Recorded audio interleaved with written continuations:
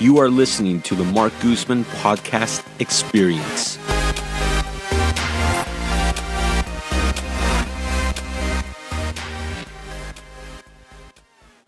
So today I'm just going to talk about different types of investments that are out there. Many times you'll hear me talk about property analysis on multi-unit, 4-unit buildings versus 5 units or more. And I'm now in the position where I'm selling one of my buildings and have $1 million I need to exchange into another asset or pay an ungodly amount of capital gains tax. So I've been looking at various types of investments that I haven't looked at traditionally. And one of those is gas stations. And one of the things that I've sold gas stations before, and one of the things that you're looking at with gas stations is whether or not you're buying just the business or the business and the real estate. And the numbers skew dramatically. So for example, I was looking at a gas station that included the real estate in San Ramon, and it was $5.1 million versus another one that I'm looking at in the El Cerrito area for $1.4 million, but it's just the business only. And the land is actually owned by somebody else, and you pay a monthly leasing fee. So there's various factors to weigh out when you're looking at gas stations and different things that you're looking at with as far as like return on your investment. So for example, one of the ones that I was focusing on very closely was an off-market deal in the El Cerrito area for $1.3 million. It doesn't include the real estate, and it would potentially be qualified for an SBA loan or Small Business Association loan that would enable me to come in with as little as 20% down.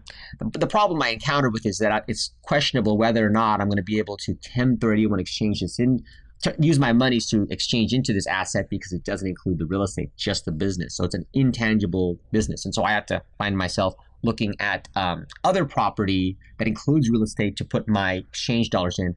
But the reason I focused in on this one in El Cerrito was because even though I can't exchange into it, I do have other liquid assets that I could use to acquire it. In the particular instance here, the numbers looked really, really good. And now, as opposed to looking at capitalization rate, you're looking more at your ROI, where you're looking at the power of leverage. For example, if the business itself is asking $1.3 million, I can come in with as little as 20% down, $260,000. And the business itself grosses $6.2 million a year and nets about, on a good year, I've seen $250,000, but the average comes out to about $190,000 to $200,000 a year, which is still a very good return, especially if you're thinking that I'm coming in with about $260,000 and I'm going to be making $190,000 a year of net income after paying my lease, the gas costs, and things of this nature. Then I'm looking at a pretty hefty ROI, or return on investment. In fact, if you do the simple numbers on that, that's $190,000. My calculator is messing with me. Clear. There we go. $190,000 a year of net income over a capital outlay of $260,000. You're looking at like a 73% ROI. Now, of course, any good investor will take 24-month or 3-year average, but also look at where the gas industry is going. I've had various friends chime in, and in fact, I've been calling different owners of gas stations and just kind of getting their opinion on things, because it just opened up a new facet of investment for me, because it's just a cash-run business. One strange thing about the gas business that's counterintuitive is that when the cost of the barrel of gas is high, you as a gas station owner don't actually make any money on the gas. In fact, it's just a loss leader, something to drive people to your station, where you actually make the majority of your money selling groceries or the snacks that people buy, drinks, and lottery tickets. Now, if I buy a gas station, obviously a big component of that is making sure I have proper employees and staff to go there, because, I just never been my dream to work at a gas station, but I would entertain owning one. And, when you're looking at these different things, financing is going to be very key. And the amortization rate is going to be very key. You're not looking at your traditional 30-year amortizations. You're looking at more of 15 to 20-year amortizations, or in some cases, 10-year amortizations. Again, you're not buying the real estate, and you got to make sure you focus in on the length of the lease, and also whether it's a name brand gas station or a known brand like Arco or Shell. All of these different things have various caveats and contracts that could affect your bottom line, which I'm learning very quickly.